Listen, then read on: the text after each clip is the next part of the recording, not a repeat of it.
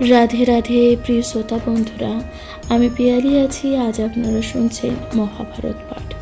সনাতন ধর্মের অন্যতম প্রধানতম ধর্মগ্রন্থগুলির মধ্যে মহাভারত যা অন্যতম প্রধান একটি ধর্মগ্রন্থ।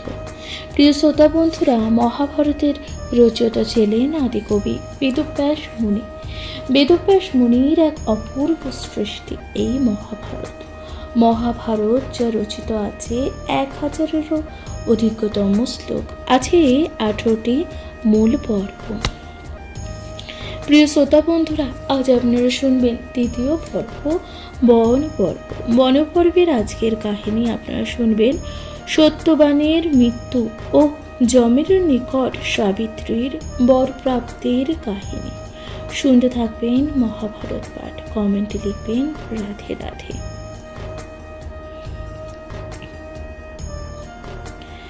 চেতন রহিত হইল রাজার তনয়, চেতন রহিত হইল রাজার তনয়। ক্রমে ক্রমে আয়ু শেষ হইল চেথায়। দেখিয়া নৃপতি সুতা ভাবে মনে মন। কাল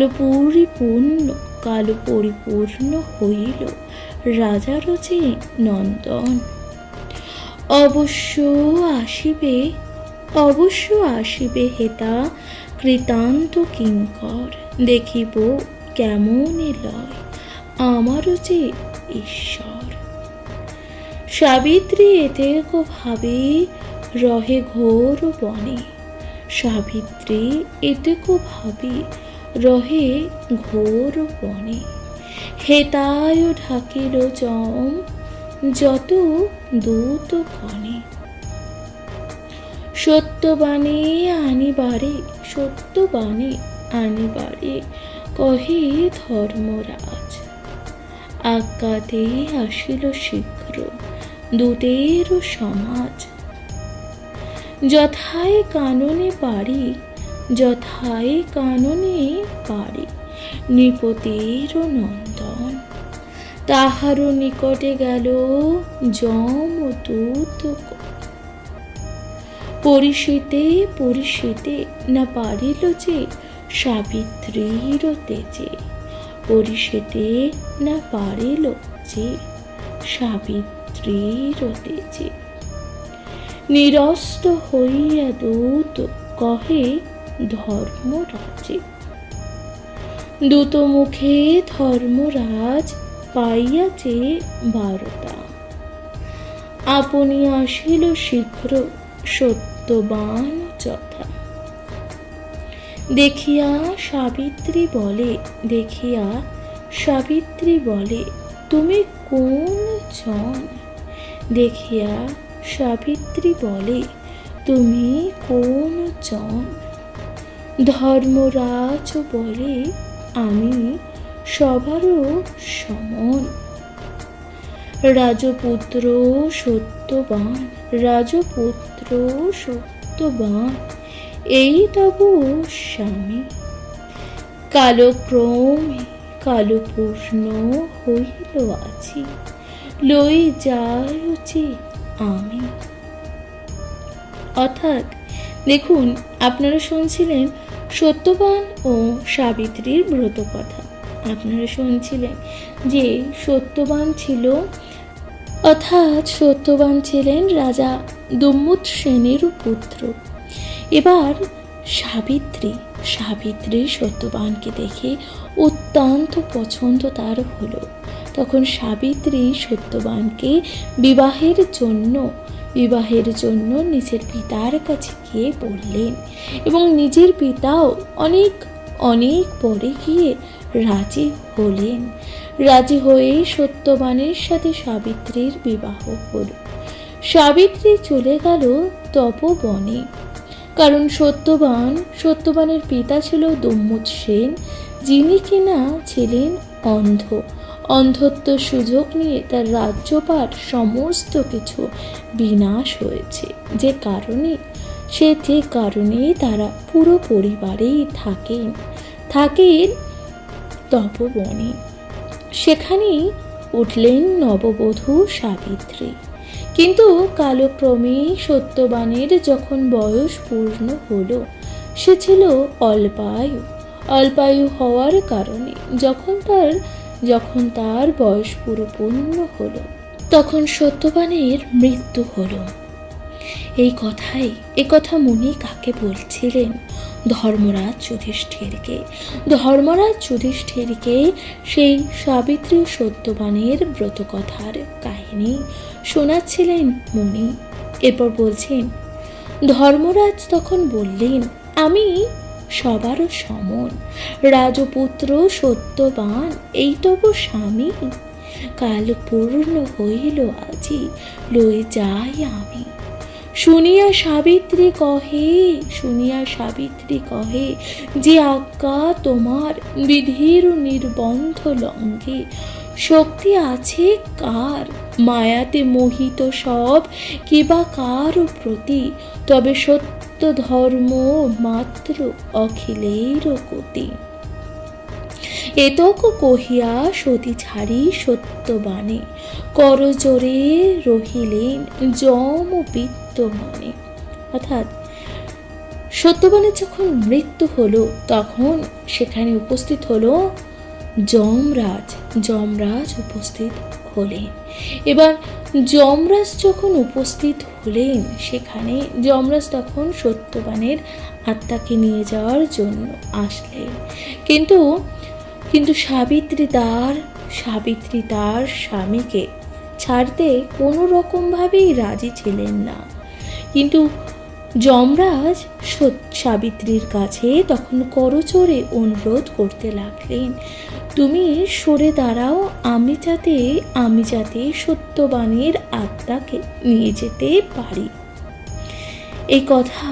এই কথাগুলো শুনে সাবিত্রী তখন কি বলছে?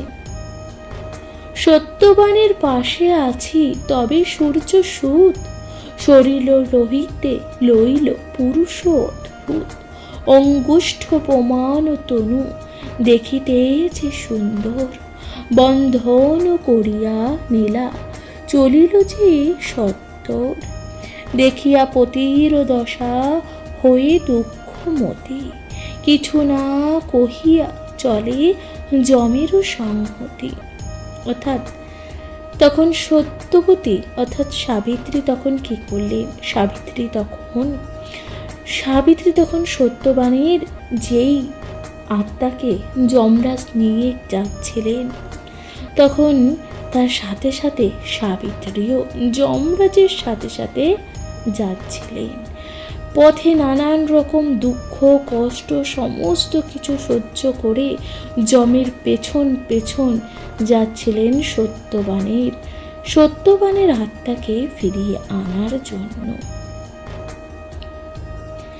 দেখিয়া কৃতান্ত তবে জিজ্ঞাসিল তারে, কে তুমি, কি হেতু, বলো যাবে কোথাকারে?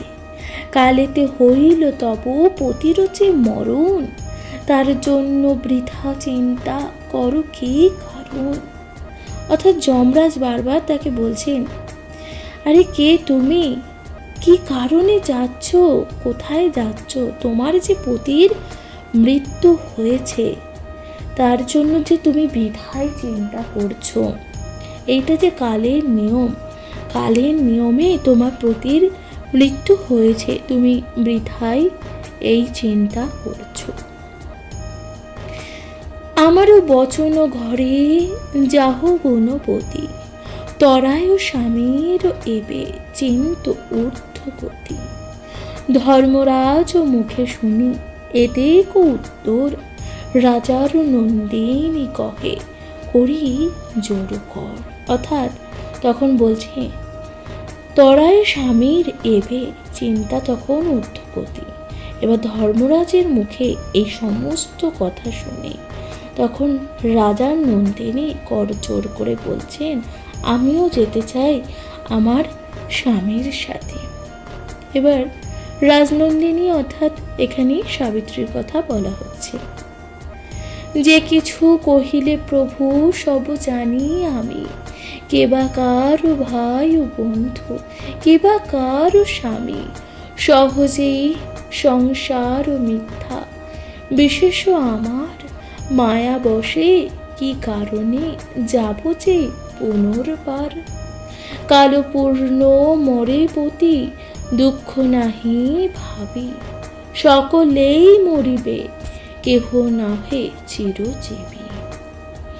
অর্থাৎ তখন সাবিত্রী বললেন, সাবিত্রীর যখন এই সমস্ত কথা বললেন যে আমি আমার পতির সাথে যেতে চাই, আমি আমার পতির আত্মার সাথে আপনার পেছন পেছন, যমরাজকে বললেন আমি যেতে চাই যমালয়ে। এই কথা শুনে সূর্যপুত্র যমকে বললেন, যম বলছেন যে কে তোমার প্রভু, কে বা তোমার ভাই, কে বা তোমার স্বামী? এই সংসার যে মিথ্যা, বিশেষ যে আমার মায়া বল, এই সংসার যে পুরো মায়ার দ্বারা সৃষ্টি, এখানে জন্ম মৃত্যু হতেই থাকবে। কাল পূর্ণ হলে, অর্থাৎ যে যতটুকু আয়ু নিয়ে এসেছে, আয়ু নিয়ে পৃথিবীতে জন্ম নিয়েছে, যতটুকু আয়ু তার ততটুকু আয়ু পূর্ণ হলেই তাকে মরিতে হইবে। এতে দুঃখ করো না, সকলেই মরিবে কেহ নহে চিরজীবী। অর্থাৎ কেউ কোনোদিনও অমর নয়, এই সংসারে কেউই অমর নয়, সবাইকে মরিতে হবে এক না একদিন। এই কথা তখন বলতে লাগলেন ধর্মরাজ, সাবিত্রীকে তখন বোঝাতে লাগলেন, এই মতো বিশ্ব মাঝে আছে যত জনম লোভিলে হয় অবশ্যই যে মরণ, ধর্মাধর্ম অনুসারে সুখ দুঃখ ভোগ, নিজ ইচ্ছা নহে ইহা বিধির সংযোগ, সকর্ম ভঞ্জিবে এবে এই মম মতি, আমারও কি সাধ্য করি তার উদ্ধগতি, আপনি আমার বন্ধু যদি রাখে ধর্ম, আপনি আপন শত্রু করিলে যে কুকর্ম, সুখ দুঃখ ধর্ম সদা অনুগত, পূর্বাপর আছে এই নীতি শাস্ত্র মতো,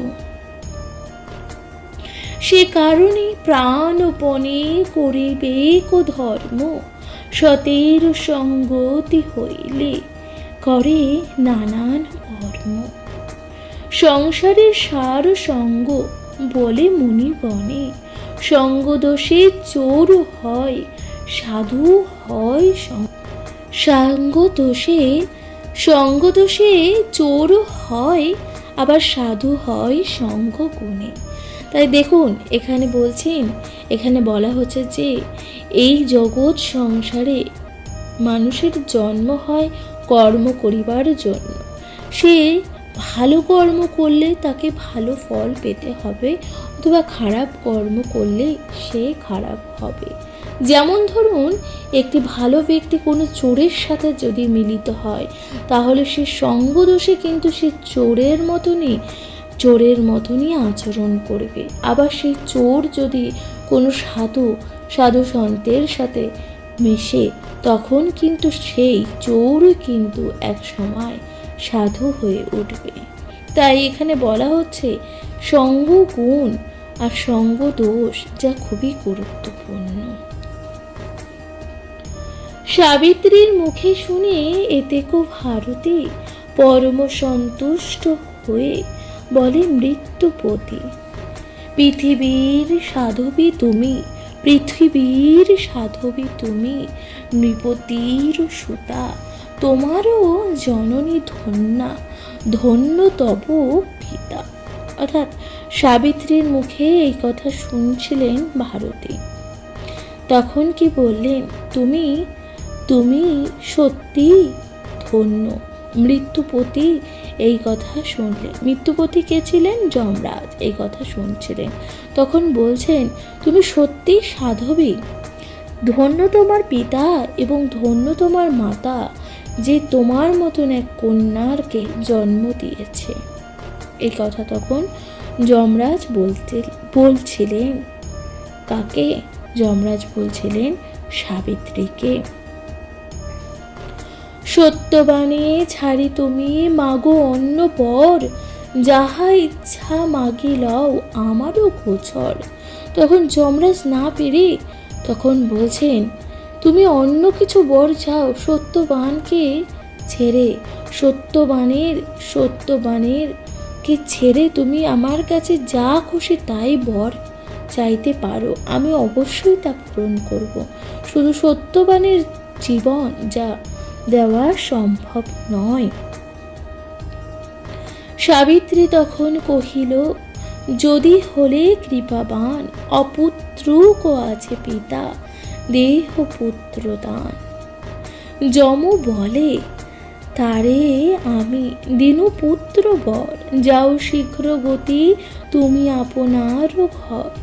সাবিত্রী কহিল, শুনো মম নিবেদন, তব সঙ্গ ছাড়িব না, নাহি চাই যে মন। অর্থাৎ সাবিত্রী তখন বললেন, যারা অপুত্রক আছেন, অর্থাৎ আমার পিতা অপুত্রক আছে, আমার পিতার কোনো পুত্র নেই, তুমি পুত্র দান করুন। তখন সাবিত্রী এই কথা শুনে যমরাজ বললেন, যাও তুমি নিজের ঘরে ফিরে যাও, আমি এই তোমার ইচ্ছা, তোমার এই বর অবশ্যই পূরণ করিব। সাবিত্রী তখন যমরাজের উদ্দেশ্যে বলিল, শোনো হে নিবেদন, আমার একটা নিবেদন আছে ছোট্ট, আমি কিছুতেই তোমার সঙ্গ ছাড়িব না। এই কথা সাবিত্রী তখন যমরাজকে বললেন। সতের সংসর্গে যেন স্বর্গেতে নিবাস, আমারে কহিতে চাহ ইহাতে যে নিরাশ। পূর্ব পিতৃ পুণ্য বলে নিজ ভাগ্য বসে, তোমা হেন গুণনিধি পায় যে অনায়াসে। ইহা ক্ষেত্রে কর্মবন্ধ না হইল যে ক্ষয়, জানুনু আমারে পাম বিধাতা যে নিশ্চয়। এত শুনি তুষ্ট হয়ে বলে মৃত্যুপতি, অমৃত অধিক শুনি তোমারও যে ভারতী। পুনঃ মহানন্দ জন্মাতে ছুমনি, বর্মাগো বৃণা সত্যবাণীর জীবন। অর্থাৎ সাবিত্রীর মুখে এত সুন্দর সুন্দর কথা শুনে যমরাজ অত্যন্ত আনন্দিত হলেন। যমরাজ তখন বললেন, তুমি আবার বর চাও, কি বর চাও আমার কাছে তা অবশ্যই বলো, কেবলমাত্র আমি তোমাকে সত্যবানের জীবন ফিরিয়ে দিতে পারবো না। এই কথা যমরাজ বললেন। তখন সাবিত্রী বলছেন, শ্বশুর আছেন অন্ধ চক্ষু দেহ তারে, সমন কহেন চক্ষু হইবে তাহার। রজনী অধিক হয় যাও নিজা গারে, রাজার নন্দিনী কহে সব জানো তুমি। সংসার ও বসনা কভু নাহি করি আমি, নাহি চাহি পুত্র বন্ধু, নাহি চাহি পতি। আজ্ঞা করো সদা যেন ধর্মে রহে মতি। তখন সাবিত্রী কি বলছেন? সাবিত্রী বলছেন যে আমার শ্বশুর অন্ধ, সে যে দেখতে পায় না এবং তার রাজত্ব যে চলে গেছে, তাকে তার রাজত্ব ফিরিয়ে দাও। এই সমস্ত বর চাইলেন যমরাজের থেকে এবং এটাও বললেন, আমার সংসারে আর ইচ্ছা নেই, আমার নাহি চাহি পুত্র বন্ধু, অর্থাৎ আমার কোনো পুত্র বন্ধু কিছুই আমার আর চাই না, শুধু আমার যাতে ধর্মে মতি থাকে সেটাই আমি চাই। তখন যমরাজ বলছেন, এত শুনি তুষ্ট হয়ে কহে দণ্ডপাণি, পরম সুশীলা তুমি রাজার নন্দিনী। তব বাক্য হর্ষপূর্ণ হইল মোর মন, বড় মাগো বিনা সত্য পানির যে জীবন। অর্থাৎ এই কথা শুনে দণ্ডপাণিকে যমরাজ যমরাজ অত্যন্ত প্রসন্ন হয়ে বললেন সাবিত্রীকে, তুমি খুবই সুশীলা ও খুবই ভালো মনের একজন রাজার নন্দিনী অর্থাৎ রাজা কন্যা। তোমার কথাতে আমি খুবই খুশি হয়েছি। তুমি বর চাও, আর কি বর চাও বলো। কেবলমাত্র আমি তোমাকে সত্যবানের জীবন ফিরিয়ে দিতে পারবো না। সাবিত্রী কহিল, আর না করিব লোভ, লোভে পাপ, পাপে মৃত্যু, পাছে হয় ক্ষোভ। সে কারণে বর নিতে ভয় বাসি মনে, শুনিয়া কৌতকে যম কহে সেই ক্ষণে। পতির জীবন ছাড়ি মাগো অন্য বর, দিব তাহা যাহা চাহ আমারও গোচর। অর্থাৎ তখন যমরাজ আবার কি বললেন, যমরাজ বলছেন দেখুন, সাবিত্রী তখন প্রথমে বললেন, সাবিত্রী বলছেন যে আমার আর অন্য কোনো বর চাই না, কারণ লোভে পাপ, পাপে মৃত্যু, আমার আর কিছুই বর চায় না। এই কথা শুনে যমরাজ তখন একটু কৌতুকের ভঙ্গিতে তখন বলল, ঠিক আছে তুমি বর চেতে পারো আমার কাছে, কিন্তু আমি তোমাকে কিছুতেই সত্যবানের জীবন ফিরিয়ে দেবই না। এই কথা তখন বললেন যমরাজ। এই কথা শুনে সাবিত্রী তখন কি বললেন? সাবিত্রী কহিল, বড় মাকে যে সমন, রাজ্যহীন শ্বশুরের দেহ রাজ্য ধন, যম বলে হৃত রাজ্য পাবে নিপবর, বিলম্বে নাহিক কার্য যাহ নিজ ঘরে। সাবিত্রী তখন বর চাইলেন, আমার যে শ্বশুর রাজ্যহীন হয়ে গেছে, তার যে রাজপাট চলে গেছে, তাকে পুনরায় রাজ্যপাট ফিরিয়ে দিন। এবার যমরাজ বললেন, ঠিক আছে তুমি নিজের ঘরে ফিরে যাও, দেখো কে তোমার শ্বশুরের রাজ্যপাট সব ফিরে পেয়েছে। এই কথা শুনে তখন কি বলছেন? সাবিত্রী তখন কহিল, শোনো মম নিবেদন, অবশ্য হইবে যাহা বিধির লিখন, মায়াতে মোহিত সবে সত্য পথ তজে, ঘোর পাপ পঙ্ক হৃদে ইচ্ছা বসে মজে, আমার আমার করি বলে সর্বজন, মৃত্যা ঘর পরিবার মজাইয়া মন, বান্ধব শ্বশুর নারী পুত্র পিতা মাতা, অনর্থের হেতু সব মহা দুঃখ দাতা, এসব পালন হেতু ত্যাজে নিজ ধর্ম, ভরণ পোষণ করে করিয়াছে কুকর্ম, পশ্চাতে অধর্ম ভাগে হয় সেই জনা, নিজ অঙ্গ ভোগ করি বিবিধ যে যন্ত্রণা, নয়ন থাকিতে অন্ধ প্রায় যত লোক, কর্মসূত্রে বদ্ধ যেন দশরের ভোগ, বিধির নির্বন্ধ সেই বৃক্ষপত্র খায়, যথাকালে আপনার কর্মফল পায়, জানিয়া তথাপি তারা থাকে অনায়াসে, পাছে বিপরীত বুদ্ধি হয় কাল বসে, সুখেতে থাকিব হেন ভাবিয়া অন্তরে, নিজ সূত্রে বন্দী হয়ে অবশেষে যে মরে।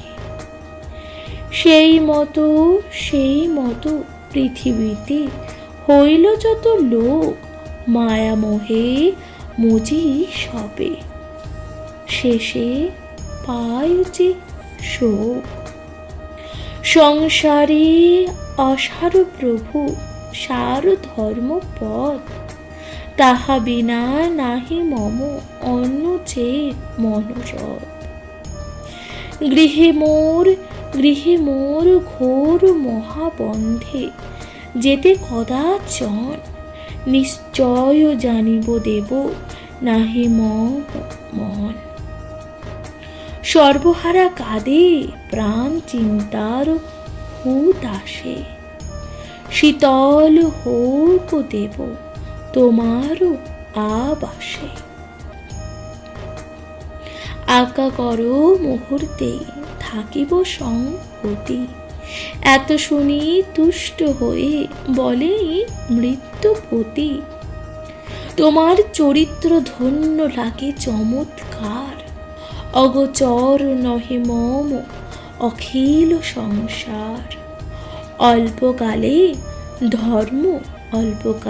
ধর্ম প্রতি হেন তব যে মতি, তোমার তুলনা যোগ্য নাহি দেখিছে খ্যাতি। পৃথিবীতে খ্যাত হইল তোমার সুযশ, মধুর বচনে তবে হইলাম উপস। অর্থাৎ তখন সাবিত্রীকে বারবার যখন যমরাজ ফিরে যেতে বলছিলেন, কিন্তু সাবিত্রী কোনোভাবেই ফিরে যেতে রাজি নয়। এবং সাবিত্রী বললেন, এই মায়ার সংসারে আমার আর গিয়ে কি লাভ। কিন্তু যমরাজ কিন্তু কোনো জীবিত ব্যক্তিকে তো আর যমালয়ে নিয়ে যেতে পারে না। কিন্তু সাবিত্রীও যমরাজকে ছেড়ে যাবে না, অর্থাৎ সেই সত্যবাণীর আত্মাকে তাকে মুক্ত করতেই হবে, এই অঙ্গীকার ছিল। কিন্তু যমরাজ কিছুতেই সত্যবানকে জীবিত করবে না, আর সাবিত্রীও ফিরে যাবে না। তাই যমরাজ নানাভাবে চাইল যাতে সাবিত্রী ফিরে যায়, নানানভাবে তাকে বর দিলেন যাতে সে ফিরে যায়। কিন্তু সাবিত্রী কিছুতেই যমরাজের কথা মতন সে তার গৃহে ফিরে গেল না। এবং তার যে কথা শুনে যমরাজ অত্যন্ত প্রসন্ন হয়ে বললেন, তোমার মধুর বচনে আমি যে বশ হয়ে গেলাম। এই যুগে, এই যে সমাজে, এই যে পৃথিবীতে তোমার নাম খ্যাতি ছড়িয়ে পড়বে, এই আশীর্বাদ তখন করলেন যমরাজ সাবিত্রীকে। পতির জীবন ভিন্ন মাগো অন্য বর, যাহা ইচ্ছা মাগে লাও আমারও গোচর। কন্যা বলে এই সত্যবাণীর ঔরসে, হইবে কো এক পুত্র পঞ্চম বরষে। হেনমতে দেহ মোরে শতক নন্দন, অঙ্গীকৃত নিজ বাক্য করহ যে পালন। কৃতান্ত কহিল ঘরে যাহ গুণবতী, মম বরে হবে তব শতেক সন্ততি। এত বলি শীঘ্রগতি চলিল সমন, সাবিত্রী তাহার পাছে করেন গমন। অর্থাৎ তখন সাবিত্রী আবার বর দিলেন যমরাজ। সাবিত্রী বর চেয়ে বললেন, আপনি আমাকে বর দিন যাতে আমি সত্যবানের সন্তানের মাতা হতে পারি। তখন যমরাজ বললেন, তুমি গৃহে ফিরে যাও, তুমি অবশ্যই সত্যবানের সন্তানের মা হবে আমার আশীর্বাদে। তখন এই কথা বলে যম আবার চলে গেলেন, যমালয়ের উদ্দেশ্যে রওনা করলেন। কিন্তু সাবিত্রী তার পিছু যে ছাড়ল না, সে গৃহে ফিরে গেলেন না। সে পুনরায় যমরাজকে অনুসরণ করতে লাগলেন। যম বলে, কি কারণে যাহ তুমি কোথা, চারিবর দিনু কেন তত্ত্ব করো বৃথা। সাবিত্রী কহিল, দেব উত্তম কহিলে, জন্মিলে শতেক পুত্র নিজ বর দিলে। অলক্ষ্য তোমার বাক্য কে পারে যে লক্ষ্মীতে, আমার হইবে পুত্র সত্যবান হইতে। ইহার বিধান আগে কর ধর্মরাজ। অর্থাৎ তখন সাবিত্রী তখন যতবার চাইছিলেন সত্যবানের জীবন পুনরায়, কিন্তু যমরাজ কিছুতেই সত্যবানকে জীবিত করতে চাইছিল না। তাই সাবিত্রী ঘুরিয়ে অর্থাৎ ছলনা করে চালাকির সাথে সত্যবানের জীবন ফিরিয়ে আনার জন্য যমরাজকে এক ছলনার আশ্রয় নিয়েছিল। সেখানে সাবিত্রী তখন বর চাইল সত্যবানের পুত্রের মাতা হওয়ার। কিন্তু সত্যবানের পুত্রের মাতা সে কিভাবে হবে? সত্যবান যে মৃত, সেখানে সে তো পুত্রের মাতা কি করে হবে? তখন যমরাজ যখন তাকে আবার তার সাথে সাথে অনুসরণ করতে করতে দেখছিলেন, তখন যমরাজ এবার রেগে গিয়ে বললে, তুমি কি চাও? তুমি যা বর চাইছো আমি তো তোমাকে তাই দিচ্ছি, তাহলে কেন তুমি আমার পেছন পেছন আবার আসছো জমালয়ে? তখন সাবিত্রী বলল, ধর্মরাজ, আপনি যে আমাকে সত্যবানের পুত্র হওয়ার আশীর্বাদ করলেন, পুত্রের মাতার হওয়ার আশীর্বাদ করলেন, আগে সেই কথাটাই সমাধান করুন। তখন সাবিত্রীকে বলছেন ধর্মরাজ, তোমারও সংহতি মম নাহি কোনো কাজে। সাবিত্রীর মুখে শুনে এতেই কো ভারতী পরম লজ্জিত হয়ে কহে মৃত্যুপতি, এ তিন ভুবনে তুমি সতী পতিব্রতা, পবিত্র হইবে লোক শুনি তব কথা। অর্থাৎ এই কথা শুনে তখন যমরাজ অত্যন্ত লজ্জিত হয়ে পড়লেন। যমরাজ যখন বুঝতে পারলেন তিনি ধর্মরাজ, তার কথা যে অক্ষরে অক্ষরে সব মিলে যাবে, তার বর অক্ষরে অক্ষরে মিলে যাবে, কিন্তু মৃত ব্যক্তির পুত্রের মাতা কিভাবে হবে? তাকে যে সমাজে কুলোটা বলবে। এই কথা যখন ধর্মরাজ বুঝতে পারলেন, তখন সে অত্যন্ত লজ্জিত হয়ে গিয়ে বললেন, এই তিন যে ভুবনে তুমি সতী পতিব্রতা, তোমার মতন সতী আর কেউ নেই। পবিত্র হবে সেই সব লোক যে শুনবে তোমার কথা। বিশেষ করিবে ব্রত চতুর্দশীর দিনে, পাইবে চারি বর তাহারও কারণে। অর্থাৎ যে সাবিত্রী সত্যবানের এই যে ব্রত কথা পড়বে বা ব্রত কথা শুনবে এবং ব্রত পালন করবে চতুর্দশীর দিনে, সে অবশ্যই এই চারটি বর পাবে তাহারও কারণে। দ্বিতীয়, তোমার কর্ম কহিনু না যায়, নতুবা শুনেছ কথা মইল প্রাণ পায়।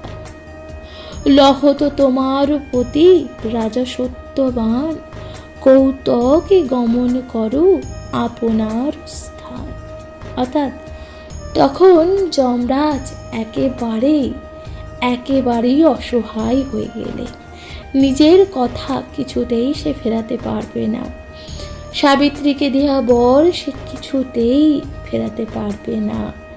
তাই বাধ্য হয়ে সত্যবানের জীবন তাকে ফেরত দিতে হলো সাবিত্রীকে, এবং দিয়ে বললেন, যাও তুমি এবার সত্যবানকে নিয়ে তুমি তোমার গৃহে ফিরে যাও।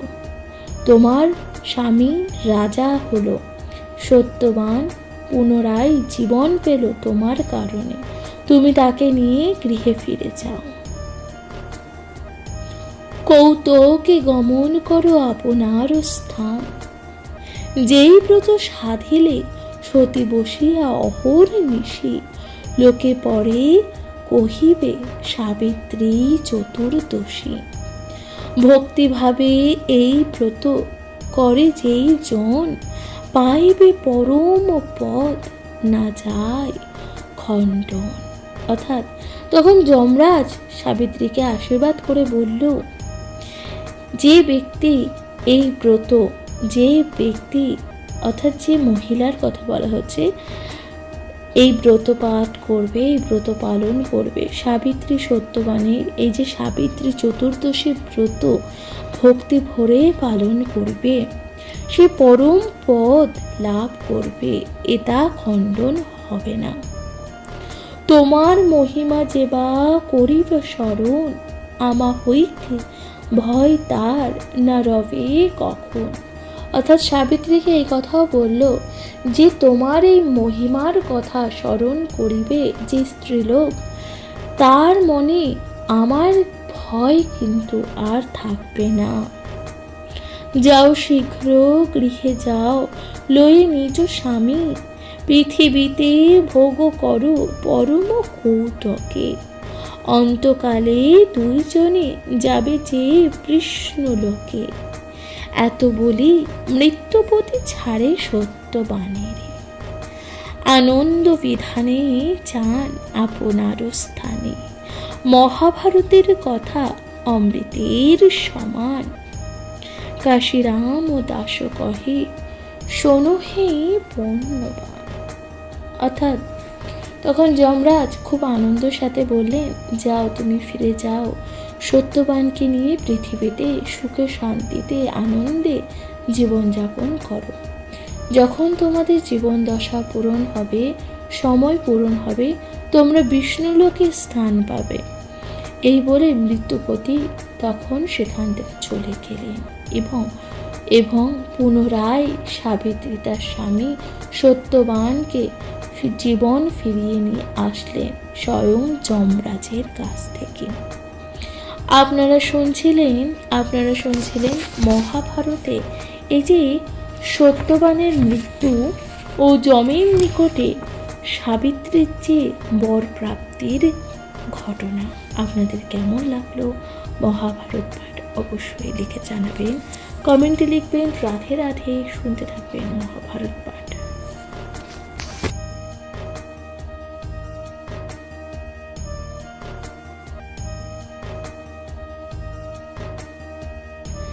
রাধে রাধে প্রিয় শ্রোতা বন্ধুরা, আমি পিয়ালি আছি। আজ আপনারা শুনছেন সত্যবানের পুনর্জীবন লাভের কাহিনী। শুনতে থাকবেন মহাভারত পাঠ। পুনপতি পেয়ে সতী হর্ষিত যে মন, স্বামীরও নিকটে যান অতি শীঘ্র গতি। মহানন্দে মহানন্দে মহানন্দে লই সেই অঙ্গুষ্ঠ পুরুষে, স্বামী অঙ্গে নিয়োজিল পরম হরিষে। চৈতন্য পাইয়া ওঠে রাজার নন্দন, নিদ্রা হতে হইল যেন পুনঃজাগরণ। হেনকালে শোনো যুধিষ্ঠির নিপমণি, অন্ত গেল দিবাকর আইল যে রজনী। দেখি সত্যবান অতি চিন্তাকুল মনে, কহিতে লাগিল সাবিত্রীর সম্বোধনে। কহ প্রিয়ে কি করিব অতি ঘোর নিশি, কি মতে পাইব রক্ষা অরণ্যেতে বসি। চিনিতে নারিল পথ অন্ধকার যে ঘোর, কেন প্রিয়ে না করিলে নিদ্রা ভঙ্গ মোর। হাই বিধি কালো নিদ্রা মোরে আনি দিল, কান্দিবে কো মাতা পিতা হয়ে যে শোকাকুল। সাবিত্রী কহিল, প্রভু শোনো মোর কথা, হইল যে কর্ম তাহা চিন্তা করো বৃথা। নিদ্রা ভঙ্গ করি যদি ওঠে পাপ বড় হয়, সে জন্য জাগাইতে মনে হইল যে ভয়। বিচার করিনু মনে আছে কিছু বেলা, নিশ্চিন্তে রহিন আমি মনে করি হেলা। মেঘেতে আচ্ছন্ন বেলা নাহি কো বুঝিতে, মম দোষ নাহি কিছু না ভাবি হচিতে। অকারণে গৃহে যেতে কর মনোরথ, রাত্রিকালে বনস্থলে না জানিব যে পথ। চলো প্রভু এই বৃক্ষে আরোহণ করি, কোনো মতে বঞ্চি প্রভু এ ঘোর সর্পরি। প্রভাতে উঠিয়া কালী করিব গমন, যে আজ্ঞা তোমার এই যে নিবেদন। অর্থাৎ সত্যবান যখন মারা গিয়েছিল, অনেক অনেক কষ্ট করে সাবিত্রী সত্যবাণীর সেই আত্মাকে পুনরায় ফিরিয়ে নিয়ে এসেছিল সত্যবাণীর শরীরে। এবং যখন সাবিত্রী পুনরায় সত্যবাণীর দেহকে শরীরকে স্পর্শ করিল, তখনই সত্যবাণীর চেতনা ফিরে উঠল। সত্যবান যখন জেগে উঠল, তখন দেখল চারিদিক অন্ধকার, গভীর বনের মধ্যে সে শুয়ে আছে। তখন সত্যবান বলছেন, এই ঘোর অন্ধকার, এই বনের মধ্যে আমি শুয়ে কিভাবে ঘুমিয়ে পড়লাম, কি যে কাল ঘুমে আমাকে পেয়েছিল, এই কথাই তখন বলতে লাগলো আর বিলাপ করতে লাগলো। তখন সাবিত্রী বলল, যা হওয়ার তা হয়ে গেছে, যা হওয়ার তা হয়ে গেছে, যা ঘটনা ঘটার তা ঘটে গেছে। আপনি ঘুমাচ্ছিলেন, তাই আমি আর আপনাকে কোনো রকমভাবে বিরক্ত করিনি। আপনার ঘুম যাতে না ভাঙে সে কারণে আমি আপনাকে ডাকিনি। চিন্তা করার কোনো কারণ নেই, চিন্তা করার কোনো দরকার নেই। আমরা আজই এই বনের মধ্যে থাকিব, এই বড় বৃক্ষের নিচে থাকব, এবং কাল যখন প্রভাত হবে তখন আমরা গৃহের উদ্দেশ্যে রওনা দেব। এই কথা তখন কে বললেন? সাবিত্রী বললেন সত্যবানকে। তখন সত্যবান বলে, হবে যাহা আছে ভালো, ইহা না করিয়া কোথা যাব রাত্রিকালে। এত বলি উঠি দোহে বৃক্ষের উপর, চিন্তায় আকুল রহে দুঃখিত অন্তরে। হেতায় হইল চক্ষু অন্ধ্র নিপপতি, পুত্রের বিলম্ব দেখি হইলেন যে অস্থির। সখাকুলে কান্দে যত রাজারও ক্ষরণে, কোথায় রহিল পুত্র এ ঘোর রজনী। 3 দিন উপবাসী বধূ গেল সাথে, না জানি কেমনে নষ্ট হইল বা পথে। এতদিনে স্বামী যদি পেল চক্ষু দান, হারাইল রত্ননিধি পুত্র সত্যবান।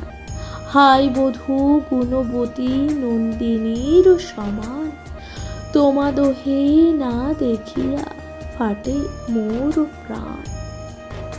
ঘোর বনে বন জন্তু শত শত যে ছিল, অভাগীর কর্মদোষে দোহারে যে হিংসিল।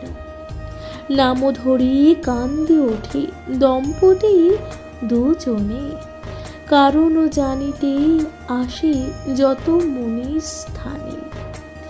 একে একে কহে তবে যত মুনিগণ, কি হেতু তোমারও এত পরিছুচে রোদন। আশ্বাস করিয়া কয় না করিহ ভয়, সুখেতে লক্ষণ রাজা জানিহ নিশ্চয়। আমা সবাকার বাক্য কভু নহে আন, পাইবে সাবিত্রী আর পুত্র সত্যবান। অর্থাৎ অন্যদিকে সত্যবানের মাতা পিতা খুবই চিন্তিত হয়ে উঠল, চিন্তায় তারা আকুল হয়ে উঠল। 3 দিন ধরে খায়নি সাবিত্রী, না খেয়ে সে জঙ্গলের মধ্যে সত্যবানের সাথে গেছে। এই কথা ভাবতে ভাবতে তখন সেই যে মাতা পিতা সত্যবানের, তারা অত্যন্ত চিন্তিত হয়ে উঠল। তারা বললেন, তারা চিন্তায় তখন বলতে লাগলেন, তারা কেমন আছে, ভালো আছে না খারাপ আছে? তাদের পুত্র এখনো ঘরে ফিরে আসেনি এবং পুত্রবধূ আসেনি ফিরে। এই কথায় যখন তারা কাঁদতে লাগলো, কাঁদতে কাঁদতে তারা তখন এক মুনি ঋষির কাছে গেলেন এবং সেই ঋষিমুনি বললেন, তোমার পুত্র পুত্রবধূ দুজনেই ভালো আছে, তারা অবশ্যই ফিরে আসবে, তোমরা অকারণে চিন্তা করো না। এতে কো কষ্টতে বঞ্চেলে কো সেই মিশি, হেনকালে সূর্যোদয় হয় যে পূর্বদিশে। প্রভাত জানিয়া তবে রাজারও নন্দন, ফলমূল কাষ্ঠলয়ে করিল যে গমন। হেতা রাজা রানী করে পথ নিরীক্ষণ, হেনকালে সন্নিধানে আসে দুই জন। তিতিল দোহার অঙ্গ প্রেম অশ্রু জলে, সেই মতো হর্ষ হইল সর্ববনস্থলে। আশ্রমে আসিল দোহে প্রফুল্ল বদনে, সত্যবান বধূ সহ আসিল ভবনে। শুনিয়া আসিল বনে ছিল যত জন, বিস্ময় মানিয়া সবে জিজ্ঞাসিল যে কারণ। কহিল সাবিত্রী সবাকারে বিবরণ, আদি অন্ত যত সব বনের কথন। অর্থাৎ সকালবেলায় সাবিত্রী ও সত্যবান দুজনেই বন থেকে ফল মূল সমস্ত কিছু সংগ্রহ করে যখন আবার ফিরে আসলেন, তাদেরকে দেখে খুব খুশি হয়ে উঠল সত্যবানের মাতা পিতা এবং তারা বললেন, তারা তখন খুবই আনন্দের সাথে তাদেরকে জড়িয়ে ধরলেন। তখন সাবিত্রী সেই যে বনে হওয়া সমস্ত ঘটনায় বললেন, কাকে? তার মাতা পিতাকে। এত শুনি সর্বজন সাবিত্রীর কথা, জানিল মানেও বি নহে অশ্বপতি সুতা। অনেক প্রশংসা করে মিলি সর্বজন, আশীর্বাদ করি সবে করিল যে গমন।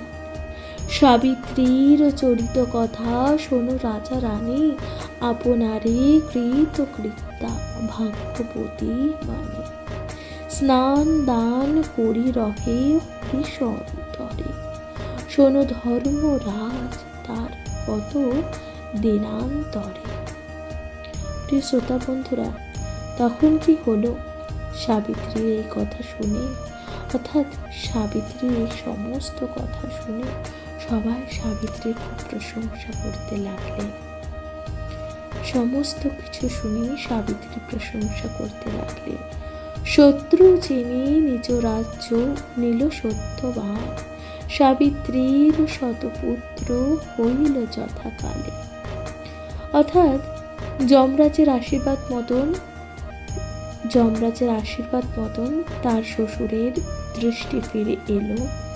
এছাড়াও যে সত্যবানের মৃত্যু হবে তার বয়সপূর্তিতে, সে সত্যবান যখন জীবিত, এই সমস্ত ঘটনা দেখে তখন চারিপাশের লোক সাবিত্রীকে ধন্য ধন্য করতে লাগলো।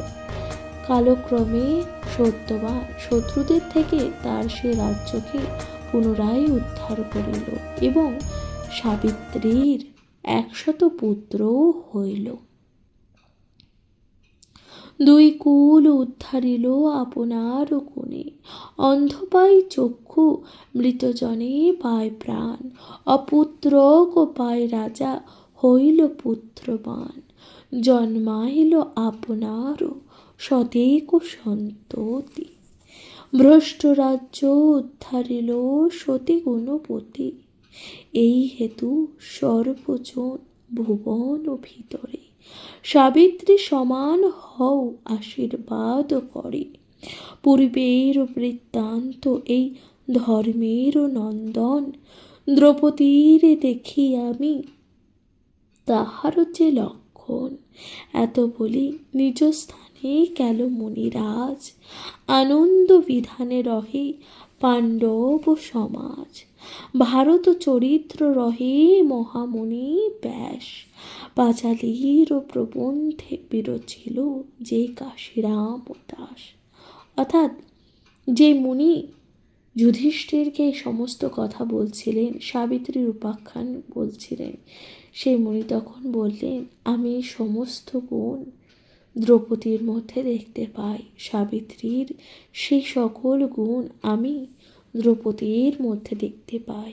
তাই দ্রৌপদীর মধ্যে দেখতে পাই। এই কথা বলে মুনিরাজ নিজের আশ্রমে ফিরে গেল। প্রিয় শ্রোতা বন্ধুরা, আপনারা শুনছিলেন মহাভারতের কথা। আজকের কাহিনীতে আপনারা শুনছিলেন সত্যবানের পুনর্জীবন লাভের কাহিনী। আশা করলাম আপনাদের তা ভালো লাগলো। ভালো লাগলে অবশ্যই লাইক সাবস্ক্রাইব করে দিয়ে পাশে থাকবেন। আজকের মতন এখানে জানাচ্ছি বিদায়। নমস্কার, রাধে রাধে।